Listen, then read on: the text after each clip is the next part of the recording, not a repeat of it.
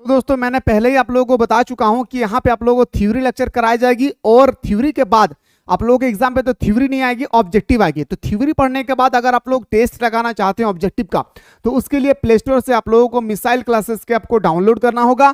और Jharkhand field worker के vacancy जो आप लोगों ने अभी अप्लाई किए हैं उसमें आप लोग चाहते हैं सर हमें ये पेपर नंबर जो 2 है इसमें हमें 100 में 90 प्लस मार्क्स चाहिए, तो मेरे दोस्त इस ऑनलाइन टेस्ट सीरीज को ज्वाइन कीजिएगा, क्योंकि इस ऑनलाइन टेस्ट सीरीज में आप लोगों को वो प्रश्न मिलेगी जो आप कभी सोच नहीं सके हैं। याद रखिएगा पेपर नंबर 2 और पेपर नंबर 3 का पूरा भरपूर मात्रा में आप लोगों को यहाँ पे टेस्ट सीरीज चलाया जा रहा है प्रतिदिन। याद रखिएगा मेरे दोस्तों, और आप लोगों को एनी हाउ इस कोर्स को ज्वाइन कर लेना है। अगर आप चाहते हैं सर हमें सिलेक्शन चाहिए तो एनी हाउ इस कोर्स को आप ज्वाइन कीजिएगा। इस कोर्स का इतना ज्यादा वैरायटी है कि आप सोच नहीं सकते। अगर आप चाहते हैं कि सर कोर्स खरीदने से पहले हमें डेमो चाहिए तो कंटेंट में जाके आप डेमो देख सकते हैं, ठीक है। तो ठीक इसी तरह से मैं आप लोगों को अभी जो बताने वाला हूं ना, जो आप लोगों का पेपर नंबर 2 का जो बुक नंबर है 1, इसमें आप लोगों को जो सेकंड टॉपिक आती है उसका नाम है बाल गोविंद भगत। बाल गोविंद भगत के बारे में पूरा मैं थ्योरी लेक्चर समझाऊंगा, उसके बाद में आप लोगों को इसका ऑब्जेक्टिव नहीं बताऊंगा। याद रखिएगा मैंने ऑलरेडी पहले आप लोगों को बता चुका हूं, ऑब्जेक्टिव देना है तो आपको डाउनलोड करना होगा। सो दोस्तों सबसे पहले बाल गोविंद जो भगत है इसका अगर मैं चाहता हूं मेरे दोस्तों कि मैं 5 मिनट सबसे पहले ओवरव्यू दे देना चाहता हूं। जब भी आप लोग को टॉपिक में स्टार्ट करूंगा ना मेरे दोस्त, याद रखिएगा मैं 5 मिनट आप लोगों को 5 से 7 मिनट के अंदर में पूरा चैप्टर का ओवरव्यू जब मैं दे दूंगा ना मेरे दोस्त, और उसके बाद जब मैं चैप्टर समझाऊंगा ना, वादा करता हूं मेरे दोस्त कि आपके माइंड में पूरा सेटअप करके जाऊंगा यहां से। पर साथ है कि आपको चुकू मुकू बैठ जाना है और अच्छी तरह से स्टोरी को सुनना है और वहां जाकर टेस्ट सीरीज, समझ गए ना, देना है। चलिए सुनिएगा, आपको स्टार्ट करता हूं। देखिए मेरे दोस्तों ये जो बाल गोविंद भगत है ना बहुत अच्छे इंसान थे। एकदम स्टार्ट करते हैं स्टार्टिंग से। बाल गोविंद भगत एक ऐसे व्यक्ति थे जो मझला कद के थे, ना ज्यादा छोटा ना ज्यादा बड़ा, मझले कद के थे। और याद रखिएगा उनका बाल बहुत छोटे छोटे होते थे, लेकिन जो भी बाल होते थे, चाहे दाढ़ी हो, चाहे मस्टर्ड मूछ हो या सर के बाल हो, वो पूरा का पूरा व्हाइट कलर का होता था, सफेद होते थे। बाल गोविंद भगत किसी का भी सामान को बिना पूछे छूते नहीं थे। यहां तक कि जब वो शौचालय जाते थे ना तो बिना किसी के परमिशन लिए उनके खेत में सोच भी नहीं करते थे। सोच मतलब समझ गए ना, सोच भी नहीं करते थे। वो ऐसे इंसान थे जो दूसरों को भलाई के लिए अपने आप को समर्पित कर देते थे। बाल गोविंद भगत जो थे इसके एक बेटा था और एक पुतोहू थे। बेटा मेरे दोस्तों, बेटा और पुतोहू को, और ये हमारे बाल गोविंद भगत दोनों बहुत अच्छे जिंदगी संपन्न कर रहे थे। बाल गोविंद भगत एक ऐसे इंसान थे मेरे दोस्तों जहां पे लोग इनको काफी ज्यादा, लोग इससे काफी ज्यादा प्रेरित थे। आखिर क्यों प्रेरित था? क्योंकि ये जो व्यक्ति थे ना बाल गोविंद भगत, वो एक अच्छे इंसान थे, ईमानदार इंसान थे। और मेरे दोस्तों ये कबीर के बहुत बड़े फॉलोवर्स थे। यानी कबीर जो भी करते थे मेरे दोस्तों वो सारी चीज वो क्या करते थे, कबीर के बताए हुए बातों को भी वो पालन करते थे। अब क्या होता है मेरे दोस्तों कि आप लोगों को पता होगा कि ये गीत गाना बहुत ज्यादा पसंद करते थे। हाँ, तुम दिल की धड़कन में रहते हो, ऐसा सॉन्ग नहीं, वह कबीर का दोहा गाया करता था और कबीर के दोहे को गाते थे और लोगों को खुश करते थे, प्रसन्नता करते थे, ठीक है। तो इसी तरह से मेरे दोस्तों अब क्या होता है कि अब ग्रीष्म ऋतु खत्म होने के बाद जो हमारे बरसात के मौसम आती है, सब लोग खेती बाड़ी करने के लिए चले जाते हैं। अब खेती बाड़ी करने के लिए जब जाते हैं तो हमारे बाल गोविंद भगत भी जाते हैं अपने खेती बाड़ी करने के लिए। तो बाल गोविंद भगत जब अपने खेती बाड़ी करने के लिए जाते हैं तो वह धान रोपते हैं। सारे बस्ती, सारे गांव के सारे लोग चले जाते हैं धान रोपने के लिए। टपाटप रोप रहे हैं धान को रोपने के समय ही हमारे जो बाल गोविंद भगत जी है वो भी धान रोपाई करते हैं और गीत सुनाते हैं। याद रखिए गीत सुनाते हैं मेरे दोस्तों, और गीत को सुनकर जो व्यक्ति थक जाते थे ना, उस गीत को सुन करके टपाटप फिर से बोना शुरू कर देते थे धान के पौधे को। मतलब इतना मधुर उनके आवाज होती थी बाल गोविंद भगत के कि रोता हुआ बच्चा भी खिलखिलाकर हंसना शुरू कर देते थे। इतना अच्छे वो इंसान थे। अब जैसे फसल पक गए तो हमारे जो बाल गोविंद भगत है, फसल पक जाने के बाद ये सारे फसल को अपने सिर पे लाद करके वह लेकर चले जाते थे कबीर के दरबार में। कबीर के दरबार में ले जाने के बाद जब मेरे दोस्तों वो वहां से जो भी प्रसाद के रूप में मिलते, आज के जमाने में कोई करेंगे नहीं करेंगे, तो वो अपने सामान को सारे माथा पे लाद करके कबीर के दरबार में ले जाते थे और ले जाने के बाद उसको प्रसाद के रूप में जो भी फसल मिलती थी वो अपने घर के लिए ले आते थे। और इसी बीच मेरे दोस्तों उनके बेटा का देहांत हो जाता है, उनके बेटा का देहांत हो जाते हैं, किसी कारणवश उनके बेटा को देहांत हो जाते हैं। अब हमारे भाई या मेरे बेटा अगर डेथ कर जाएगी तो हम रोएंगे, लेकिन कबीर उस समय रो नहीं रहे थे, बल्कि कहते थे अपने पुतोहू से कि उत्साह मनाओ, उत्साह मतलब रोना रोना धोना मत करो, खुशियां मनाओ, खुशियां। आत्मा वो मरे हैं ना, हमारे पास आत्मा अभी जिंदा है। तो हमारे जो बाल गोविंद भगत है वो क्या करते हैं, अपने बेटे को आंगन में लाते हैं और आंगन में एक खटिया में लेटा देते हैं और ऊपर से एक व्हाइट कलर का, जो हम लोगों को भी पहनना है, व्हाइट कलर का कफन पहना देते हैं और वहां पे रखते हैं और गीत सुनाते हैं। मेरे दोस्तों याद रखिए क्या सुनाते हैं, गीत सुनाते हैं। चलो रे डोली उठा कहाँ पिया मिलन की रुतुआ, इस तरह से वो सुना रहे थे, ठीक है।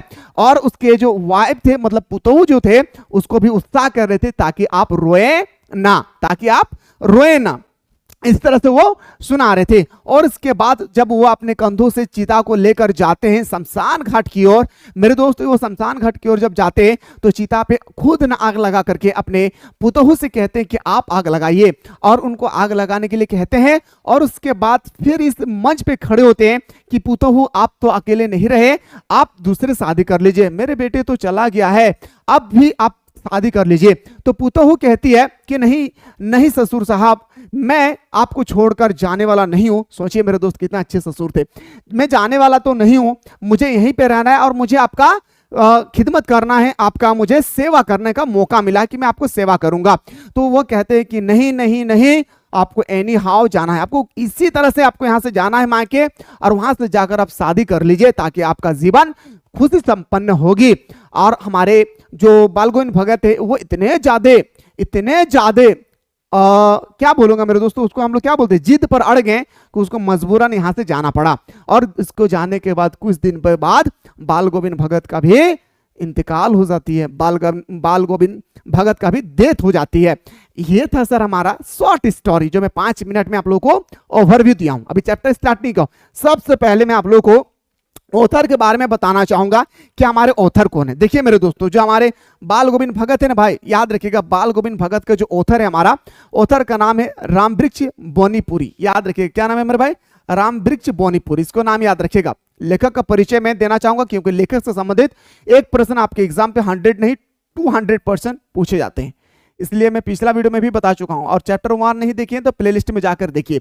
और मैं अभी आप लोगों को मैं फिर से बता रहा हूं, ये तो मैं आप लोगों को थ्योरी बता रहा हूं, अगर थ्योरी के बाद ऑब्जेक्टिव का टेस्ट लगाना है तो प्ले स्टोर से मिसाइल क्लासेस के आपको डाउनलोड करके इस कोर्स को आप ज्वाइन कर लीजिएगा, इस ऑनलाइन टेस्ट सीरीज को। ओके चलिए सर ध्यान से सुनेंगे।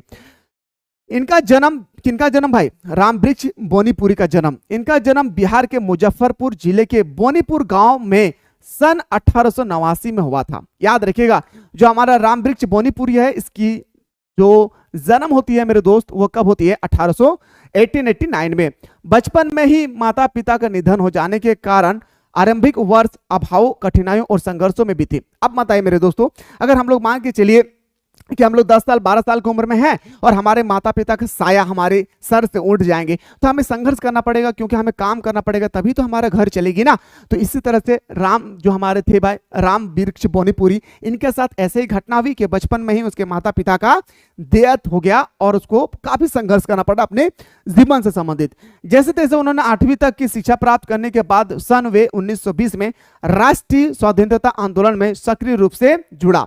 अब 1920 में आप लोगों ने सुने राष्ट्रीय स्वतंत्रता आंदोलन सुने होंगे, महात्मा गांधी ने चलाए थे भाई, बहुत सारे आंदोलन को मिला करके राष्ट्रीय स्वतंत्रता आंदोलन हम लोग कहते हैं।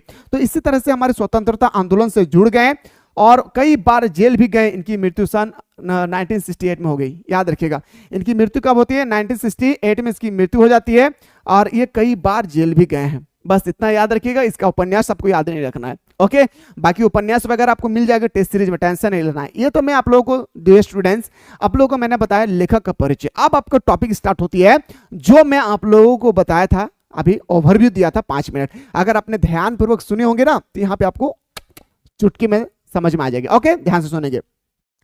बाल गोविंद भगत मझले कद के गोरे चिट्ठे आदमी थे। अभी मैंने दिखाया ना भाई, देखिए ये जो दिखाया ना भाई, गोरे चिट्ठे आदमी थे, ना ज्यादा बड़ा ना ज्यादा छोटा, मझले कद के आदमी थे। ठीक है, ध्यान से सुनेंगे। गोरे चिट्ठे आदमी थे, उनकी उम्र 60 वर्ष से ऊपर थी। उसका उम्र कितना था भाई? 60 वर्ष से ऊपर थी। किसका? तो बताएंगे सर बाल गोविंद भगत की ऊपर थी, और बाल पक गए थे, और उसका सारा बाल जो है, चाहे दाढ़ी का हो, चाहे मोच का हो, या सर का हो, सारे बाल पक गए थे। वे लंबे दाढ़ी नहीं रखते थे, और वह लंबा लंबा सा दाढ़ी नहीं रखते थे, लेकिन जो भी दाढ़ी रखते थे वो पूरी तरह से पका हुआ उसका दाढ़ी थी। ठीक है, और कपड़े बिल्कुल कम पहनते थे, और कपड़े बिल्कुल कम पहनते, जैसे साधु संत पहनते हैं ना भाई, उसी तरह से कपड़े थोड़ा बहुत पहन लेते थे, जैसे अपने जिस्मानी को ढक सके, मतलब जो, समझ गए ना आप लोग? बाकी समझ है भाई, सब चीज बोलना जरूरी नहीं है। कमर में लंगोटे पहनते थे, कमर में लंगोटे, आप लोगों को पता हो, जो कमर में थे भाई वो लंगोटे पहनते थे, और सिर पर कबीरपंथी की कनफटी टोपी लेते थे। और जिस तरह से कबीर जो जी थे हमारे, कबीर जी जिस तरह से सर पे अपने टोपी बांध के रखते थे, इसी तरह से बाल गोविंद भगत भी अपने सिर पे एक टोपी बांध के रखे हैं। किसके तरह? कबीर की तरह। सर्दियों में ऊपर से कंबल ओढ़े लेते हैं, और सर्दी के मौसम आते हैं तो वह स्वेटर वगैरह नहीं पहनते, क्योंकि वो कम कपड़ा पहना करते थे। तो इसके लिए वह क्या करते? ठंडी के मौसम में काला कलर, याद रखिए, काला कलर का, काला रंग का वो एक ओढ़ लेते थे कंबल। ठीक है, वे गृहस्थ होते हुए भी सही मायने में साधु थे, मतलब वो घर का होते हुए भी लग रहा था, जो भी देखते थे ना तो वो कहते थे ये साधु है, लेकिन वो गृहस्थ थे भाई, मतलब घर के सारे काम वगैरह करते थे, बस साधु की तरह दिखते थे, साधु का काम नहीं करते थे, लेकिन साधु से अच्छा काम करते थे। ईमानदारी पूर्वक, किसी के बिना पूछे किसी के खेत में सोच नहीं करना, किसी के सामान को ना छूना, किसी को दुख ना पहुंचाना, किसी से झगड़े ना करना। साधु संत वाले ऐसा नहीं करते भाई।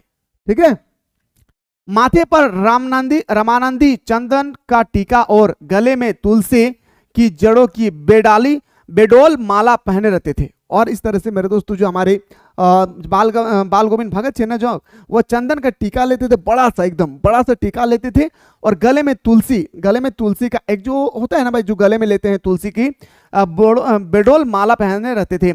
उनका एक बेटा और पुतोहू थे, मैंने अभी जस्ट बताया, उनका एक बेटा और एक पुतोहू थे। वे कबीर को साहब मानते थे, और कबीर को वो कहते थे हुजूर, मतलब वो कबीर के द्वारा बताए गए सारे बातों को पालन करते थे, इसलिए वो कबीर को अपने आप को साहब मानते थे। और कबीर का मानते थे क्या मेरे दोस्तों, याद रखिएगा। ठीक है, कबीर को साहब मानते थे, किसी दूसरे की चीज नहीं छूटे, और दूसरे की चीज को वो नहीं छूते, और ना बिना वजह से झगड़ा करते। वह किसी भी वस्तु को, किसी का है तो वह बिना पूछे कभी छूता नहीं था, साथ ही साथ वो कभी भी किसी से झगड़ा नहीं करते थे।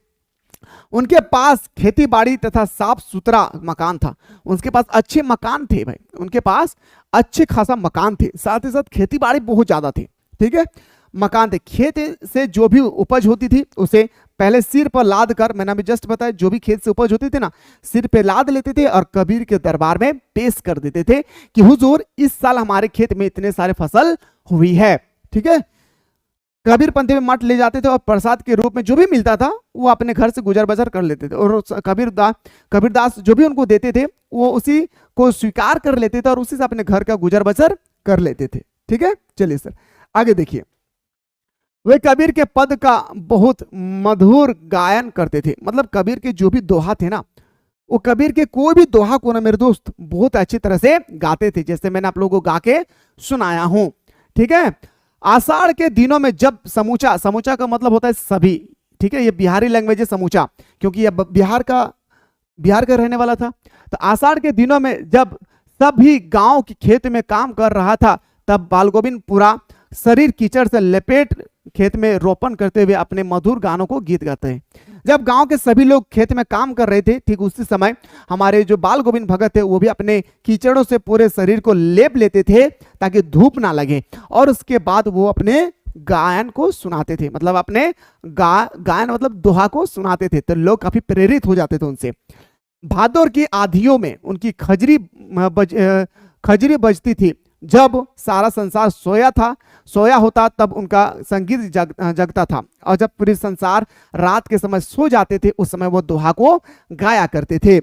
कार्तिक माह में उनकी प्रभातियां शुरू हो जाती है, वे आहते सुबह नदी स्नान करते थे। और मेरे दोस्तों कार्तिक महीना जो था, मास में उनकी प्रभातियां शुरू हो जाती थी, मतलब पूजा पाठ वगैरह जो शुरू हो जाती थी, वो पहले सुबह नदी स्नान को जाते थे। सुबह पहले वो नदी जाते थे स्नान कर ले, नहाने के लिए, और लौटकर पोखर के नीचे ऊंचे भीड़ पर अपनी खजरी लेकर बैठ जाते थे। और इस तरह से, खजरी का मतलब एक तरह का बजाना, पियोन की तरह, ठीक है, और अपना गाना शुरू कर देते थे, और अपना जो भी दोहा है वो गाना शुरू कर देते थे। गर्मियों में अपने घर के आंगन में आसन जमा बैठते, और गर्मियों के मौसम में आप लोग देखे होंगे कि घर के लोग बाहर में, खास करके मर्द लोग बाहर में जाते हैं ताकि हवा मिले, इसी तरह से आंगन में वो बैठ जाते थे आसन को लेकर, ताकि वो गीत सुना सके। उनकी संगीत साधना का चरम उत्कर्षण तक देखा गया जिस दिन उनका इकलौता बेटा मर गया। जिस दिन इकलौता बेटा मर गया, सारे लोग देखकर हैरान हो गए इस बात को कि एक बेटा मरा है तो इसको रोना चाहिए, बल्कि ये कबीर का दोहा गा रहे हैं। बड़े शौक से उन्होंने अपने बेटे की शादी करवाई थी। बहुत ही शौक था, सबकी का होता है भाई, आपका भी बेटा बच्चा होगा ना तो भी आप शादी करवाएंगे धूमधाम से। ठीक इसी तरह से बाल गोविंद भगत करवाते हैं। बहू भी बड़ी सुशील थी, बहू भी बड़ी सुशील का मतलब सुंदर, अच्छी चरित्र की थी। उन्होंने मरे हुए बेटे को आंगन में चटाई पर लेटाकर एक सफेद कपड़े से ढक के रखा था, और उन्होंने मरे हुए बच्चों अपने बेटे को आंगन में एक चटाई रखा, उसी पे लेटा दिया और सफेद कलर का एक कफन से ढक दिया था। उस पर कुछ फूल बिखर पड़ा, और उस पर कुछ जो है फूल बिखरा दिया था। कबीर का द्वारा बताए गए हैं कि जो भी मर जाते कोई व्यक्ति तो उस पर थोड़ा सा फूल डाल दिया कीजिएगा। सामने बाल गोविंद जमीन पर आसान जमाए गीत गाए जा रहे थे, और वो बिंदास होकर गीत गाया जा रहा था। कौन? बाल गोविंद भगत। और बहू को रोने के बजाय उत्साह मनाने को कह रहे थे, और बहू को रोने के बजाय उनको उत्साह मनाने के लिए कह रहे थे, चूंकि उनके अनुसार आत्मा परमात्मा पास चली गई है। ये आनंद की बात है। उन्होंने बेटे की चिंता को आग भी बहू से दिलाई। उन्होंने बेटे की चिंता को आग जो थी वो बहू से दिलाई, वो खुद, जबकि उनको खुद देना चाहिए, यह हमारी परंपरा है, लेकिन वो किसको दिलाई? अपने बहू को चिता में दिया कि आपके हस्बैंड है, आप चिता में आग जला दिया जाए। जैसे ही श्रीधा की अवधि पूरी हुई, बहू के जैसे 10 दिन 15 दिन के बाद जो होती है ना कार्यक्रम, उसके बाद बहू के भाई को बुलाकर उसके द्वारा दूसरा विवाह करने का आदेश दिया। और बहू के भाई को बुलाया, अरे सुनो सुनो सुनो सुनो, इसके हस्बैंड तो मर गए, अब इसको ना दूसरा कहीं शादी दे दो, इसको आप क्या करो, दूसरा कहीं शादी दे दो, ताकि ये अपने जीवन को खुशहाल जिंदगी जी सके। ठीक है, बहू जाना नहीं चाहती थी, और बहू जो थी वो जाना नहीं चाहती थी, साथ रह उनकी सेवा करना चाहती थी, और वो साथ रहकर उनकी सेवा करना चाहती थी कि ससुर साहब मैं नहीं जाना चाहती हूँ यहाँ से, मैं आपको यहाँ पे सेवा करना चाहती हूँ। लेकिन बाल गोविंद भगत बहुत ही जिद्दी पड़ गए, मजबूरन उसको यहाँ से जाना पड़ा। परंतु बाल गोविंद भगत के आगे उनकी एक ना चली। उन्होंने दलील अगर वो नहीं गई तो वे घर छोड़कर चले जाएंगे, और उन्होंने कहा कि अगर आप नहीं जाएंगे, अगर आप दूसरी शादी नहीं करेंगे तो मैं अपना घर छोड़कर चला जाऊंगा, मैं अपना घर छोड़कर चला जाऊंगा। बाल गोविंद भगत की मृत्यु भी उनके अनुरूप ही हुई। वे हर वर्ष गंगा स्नान को जाते, वह हर वर्ष गंगा स्नान नहाने के लिए वो गंगा चल जाते थे।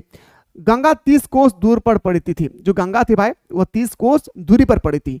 मैं फिर से कह रहा हूं मेरे दोस्त, कि आप में से कोई स्टूडेंट्स है जो अभी तक हमारे मिसाइल क्लासेस के आपको प्ले स्टोर से डाउनलोड नहीं किए हैं, तो जल्दी से मिसाइल क्लासेस के आपको प्ले स्टोर से डाउनलोड कीजिए, और डाउनलोड करने के बाद झारखंड फील्ड वर्कर का जो ऑनलाइन टेस्ट सीरीज है, इस ऑनलाइन टेस्ट सीरीज को आप एनी हाउ ज्वाइन कीजिए। इस ऑनलाइन टेस्ट सीरीज को आप ज्वाइन कीजिए और यहाँ पे ऑनलाइन टेस्ट लगाइए। मेरे दोस्तों, जब आप ऑनलाइन टेस्ट लगाएंगे ना तो अपने आप में कॉन्फिडेंस पैदा होगी कि आपको लगेगा कि मैं 50 क्वेश्चन में कितना क्वेश्चन मेरा सही हो रहा है, कितना क्वेश्चन गलत हो रही है, मुझे कितना और पढ़ने की आवश्यकता है, सारी चीज यहाँ पे आपको मिलेगी। इसलिए उस कोर्स को एनी हाउ ज्वाइन कर लेना है, ठीक है। मैं आपको थ्योरी बता रहा हूँ, ऑब्जेक्टिव को टेस्ट लगाना है तो आपको वहां पे जाके देखना होगा। फिर वे भी पैदल जाते थे, और पैदल जाते थे अपने गांव से गंगा नदी नहाने के लिए उसे 30 कोस दूरी पर जाना पड़ता था, लेकिन वह पैदल जाते थे। घर से खाकर निकलते थे तथा वापस आकर खाते थे। घर से खाकर जाते थे और वापस आकर खाते थे, मतलब बीच में कुछ खान पान नहीं, उपवास रहते थे, बाकी दिन उपवास पर। किंतु अब उनका शरीर बूढ़ा हो चुका था। अब दिन प्रतिदिन आप ही बताइए, 60 साल का बुजुर्ग कैसे हो गया, पता नहीं हम लोग 7 साल तक जीवन जी पाएंगे या नहीं। इस बार लौटते तो तबीयत खराब हो चुकी थी, और एक बार लौटते लौटते उसको गंगा नदी में स्नान करते करते उसकी तबीयत हो गया खराब। किंतु वे नेमन व्रत छोड़ने वाला नहीं था, लेकिन वो व्रत जो रखते थे ना भाई, वो छोड़ने वाले में से नहीं था। वही पुरानी दिनचर्या शुरू कर दी लोगों ने, मन क्या, परंतु वे टस से मत ना हुआ। लोगों ने, बहुत सारे लोगों ने कहा अरे कुछ खा लीजिए बाल गोविंद भगत, मर जाओगे बाल गोविंद भगत, कुछ खा लीजिए, लेकिन उन्होंने टस से मस होने वाला नहीं है, क्योंकि मैंने पहले ही बता चुका हूं बहुत ही जिद्दी आदमी था। एक दिन अंधिया में गाना गाया, परंतु भोर में किसी ने गीत नहीं सुना, और एक दिन रात को गाना गाया, भोर में भी गाते थे, भोर में वो गीत नहीं गाया, जाकर देखा तो पता चला बाल गोविंद भगत की मृत्यु हो गई। क्या हो गया मेरे दोस्त? बाल गोविंद भगत की मृत्यु हो गई। और यहीं पे आपका चैप्टर समाप्त हो जाती है, हमारे चैप्टर नंबर 2। मैं उम्मीद करता हूं मेरे दोस्त कि आप लोगों को बहुत अच्छी तरह से समझ में आ गया होगा। तो आप लोग एनी हाउ यहाँ पे टेस्ट लगाइए। मैं थ्योरी समझा दिया हूं, अब यहाँ पे आप लोग आके टेस्ट लगाइए। मिलते हैं नेक्स्ट चैप्टर नंबर 3।